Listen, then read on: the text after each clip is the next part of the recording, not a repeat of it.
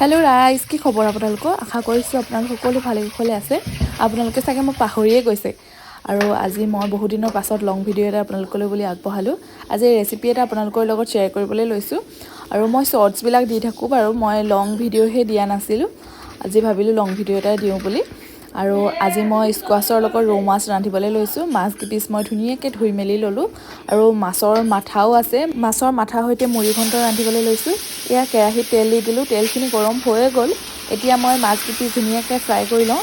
অকণমান টাইম লাগিব, যিহেতু গোটেইখিনি মাছ ফ্ৰাই কৰিব লাগিব, সেইকাৰণে কমকৈ ফ্ৰাই কৰি লৈছোঁ। মাছ কেইপিচ ইলুটি সিলুটিকৈ মই ফ্ৰাই কৰি আছোঁ। অকণমান বেছিকৈ ফ্ৰাই কৰিম, মানে কাৰাকৈ ফ্ৰাই কৰিম। যদি আপোনালোকক মুড়ি ঘণ্টৰ ৰেচিপি লাগে তেতিয়াহ'লে কমেণ্ট কৰিব। মই আগতেও ভিডিঅ' আপলোড কৰিছোঁ বাৰু, তথাপিও যদি আপোনালোকক লাগে তেতিয়াহ'লে মই দিবলৈ ট্ৰাই কৰিম।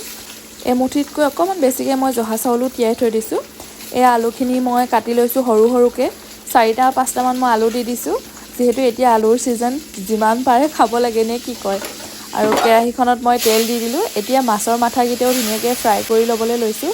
আৰু অকণমান তেলো আছে বাৰু, বেঙেনাৰ লগত ৰান্ধিম বুলি ভাবিছোঁ। আৰু মাছ কেইপিচো মোৰ ধুনীয়াকৈ ফ্ৰাই কৰা হৈ গৈছে। আৰু দুপিচমান আছে, সেইকেইপিচো লগতে ফ্ৰাই কৰি ল'ম।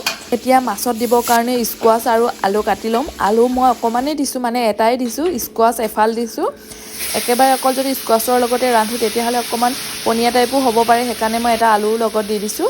আপোনালোকে এনেকৈ বনাই খায়নে বাৰু? খাবলৈ বিৰাট ভাল লাগে। কেৰাহীত যিহেতু মাছ ফ্ৰাই কৰা তেল আছিলে, এতিয়া মই কেইটামান গোটা জিৰা দি পিনি ইয়াতে আলু আৰু স্কোৱাছকেইডোখৰ দি অকণমান সময় হ'বলৈ দিলোঁ।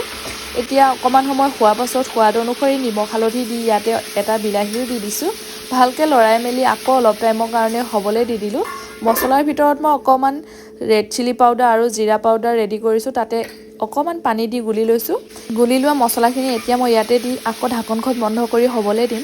আৰু আপোনালোকক ক'বলৈ পাহৰিলোঁ, মোৰ মুড়ি ঘণ্টখিনি ৰেডি হৈ গ'ল নহয়। লাষ্টত অকণমান ঘি দি দিলোঁ, তেনেকৈ স্মেলটো ভাল আহে, খায়ো ভাল লাগে। এইফালে আলু কেইপিচো অকণমান সিজি গৈছে আৰু বিলাহীখিনিও ধুনীয়াকৈ গলি গৈছে। এতিয়া মই অকণমান গৰম পানী ৰেডি কৰিছোঁ। এয়া গৰম পানীখিনি মই ইয়াতে দি দিলোঁ।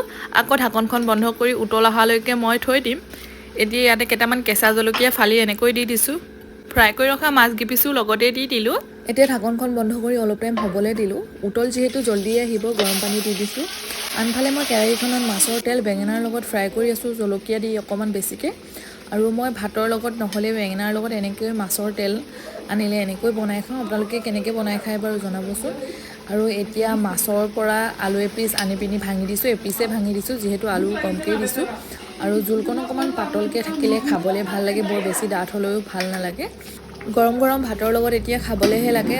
ইউটিউবত চাই আছে যদি ছাবস্ক্ৰাইব কৰিব, যদি ফেচবুকত চাই আছে যদি পেজটো ফ'ল' কৰি যাব। বা